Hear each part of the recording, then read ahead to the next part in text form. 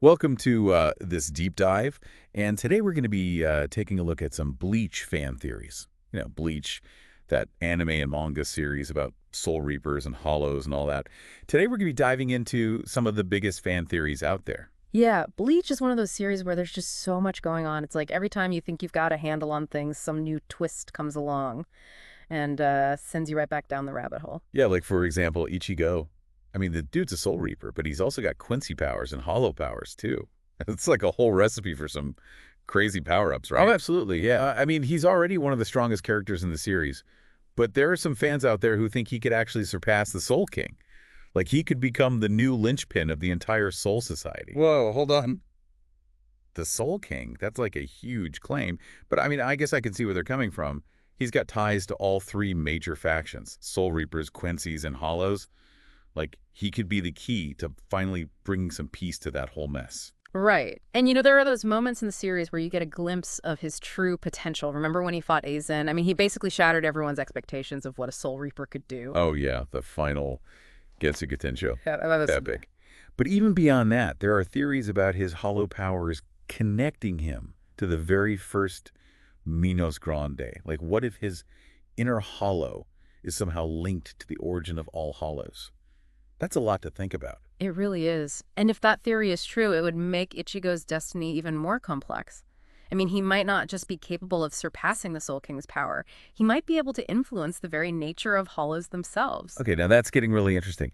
But let's not forget, Ichigo's always been driven by his desire to protect his friends and family, not by some kind of thirst for power.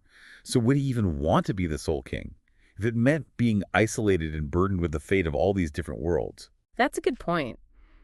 Being the Soul King comes with a pretty hefty price. Remember the current Soul King? He's basically a prisoner kept alive just to maintain the balance. It's not exactly a glamorous gig. Yeah, for sure. It's like a thankless and solitary existence. I don't know if Ichigo would be into that, even if it meant saving everyone. Right. I mean, would he be willing to sacrifice his own happiness for the sake of the Soul Society? It's a tough question. That's a question for Taika Kubo, I guess. Yeah. But speaking of the Soul King, what about his true role? I mean, we know he's crucial to the stability of the whole Bleach universe, but there's still so much mystery surrounding him. Totally. And there are some theories out there that suggest he might be more than just a passive figurehead. Some fans believe he's actually manipulating events from behind the scenes, like he's orchestrating conflicts and making sacrifices to maintain the balance. Whoa, that's kind of dark. But, I mean, there's not a lot we actually know about him. Exactly. Right. Like, we always see him as this powerless entity, almost like a puppet ruler controlled by other forces. Oh, yeah, and remember, the Central 46, they always seemed more interested in maintaining their own power than, like, the well-being of the Soul King or the balance of the worlds. Right, like maybe they were the real puppet masters all along. That's so interesting. What if the Soul King was aware of their whole scheme, though? And, like, he just let it happen for some greater purpose. Now, that's a thought-provoking idea. What if he was playing some long game, like his apparent weakness was all part of a plan? It's like he's a grandmaster playing chess on a cosmic scale. Right. And here's where things get even more intriguing. Some fans believe that the Soul King might actually have a connection to the Quincy, the very group that was trying to destroy him. Wait, what? How's that even possible? I thought they were, like, sworn enemies. That's what we've been led to believe. But some theories suggest that the Soul King might have been a Quincy leader in the past. Maybe he even orchestrated the war between the Quincy's and the Soul Reapers for some greater purpose. Well, hold on. So you're saying he could be responsible for the very conflict that led to his downfall. But why? What could he possibly gain from all that? That's the million-dollar question. Maybe he was trying to force both sides to evolve, to transcend their limitations and reach some new level of understanding. Or maybe he was trying to create a world where all three factions could coexist peacefully. It's almost like he was trying to engineer a solution to the very problem he created. Right. And speaking of complex motivations, Aizen Susuke is a character who definitely embodies that. On the surface, it seemed like he just wanted to overthrow the Soul King and seize power for himself. But what if his ambitions went way beyond that? I mean, think about it. Aizen was obsessed with the Hogyuku, that thing that could break down the barriers between Soul Reapers and Hollows. He really thought that real power came from transcending those limitations. So it's like he wanted to unlock the full potential inside every soul, whether they were a Soul Reaper or a Hollow. It's kind of like he was going for some kind of equality. Yeah, you could say that He was definitely challenging the power structure of the Soul Society. I mean, he exposed all those flaws in their system and forced them to face some pretty uncomfortable truths about how they did things. True. But let's be real here. His methods were brutal. He caused a lot of pain and suffering to get what he wanted. That's not exactly heroic. No, it's not. And that's the big debate about Aizen, right? Was he just a power-hungry villain? Or was there some twisted idealism behind all the chaos he caused? Yeah, it's like, was he a misguided revolutionary or just a straight-up tyrant? It's a question that makes his character so much more interesting. Totally. It makes you think about the whole good versus evil thing and whether the ends ever really justify the means. So we were talking about the Soul King earlier, and the theory that his weakness was all part of some master plan. Oh yeah, that was a wild one. What if he was intentionally setting himself up to be overthrown? Well, one thing that supports that theory is how completely powerless he was in the end. I mean, he was basically a prisoner, kept alive just to maintain the balance, and then bam, Yhwach shows up and takes him out. It almost feels a little too convenient, don't you think? Yeah, like it was all orchestrated somehow. And then there's the whole connection to the Quincy. How could the Soul King be linked to the very group that wanted him gone? It's a head-scratcher for sure. But there are a few possibilities. Maybe the Soul King had some deep ties to the Quincy in his past life. Like, what if he was their leader at some point? That would definitely explain Yhwach's obsession with taking his place. Totally. It would be like a battle for their heritage. So the Soul King could have actually started the whole war between the Quincy and the Soul Reapers. That's a crazy thought. It is. But it would fit with the idea that he was playing a long game. Maybe he saw the conflict as a necessary evil to achieve some greater good. Even if it meant sacrificing himself. That's a big sacrifice. Yeah, it is.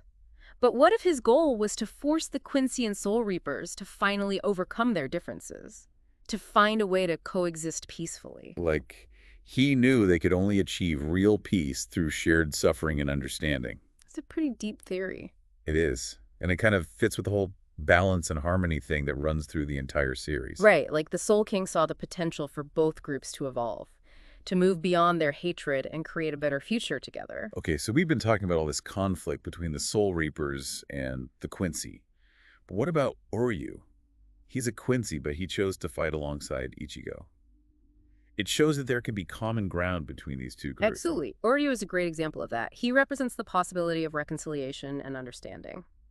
He chose to reject the path of revenge and embrace a different future. Yeah, like he showed that the Quincy don't have to be defined by their past, that they can coexist with the Soul Reapers. But the question is, will the rest of the Quincy follow his lead? Or will they stay trapped in that cycle of hatred and revenge? That's a big question. It all comes down to whether they can let go of their past. Yeah. And create a new path for themselves. Exactly. And speaking of paths, what about Ichigo's future? We talked about him becoming the Soul King, but what if he decides he doesn't want that kind of power and responsibility? Yeah, he's never been one for sitting on a throne and ruling. He's more of a hands-on hero. Right, so what other options does he have? Well, even if he doesn't become the Soul King, he could still be a symbol of unity and peace. I mean, he's got connections to all three factions. He could be a bridge between the Soul Reapers, the Quincy, and even the Hollows, helping to keep the balance and prevent future conflicts. And wouldn't that be like fulfilling the role of the Soul King without actually becoming him? That's a really interesting thought. He could embody the ideals of balance and harmony without sacrificing his freedom or his connection to the people he cares about. Exactly. It's like he could create a legacy that goes beyond the traditional Soul King. He could redefine what it means to protect the balance and inspire a whole new generation of heroes. And you know, that brings up another fascinating question. What if Ichigo's role isn't really about power at all?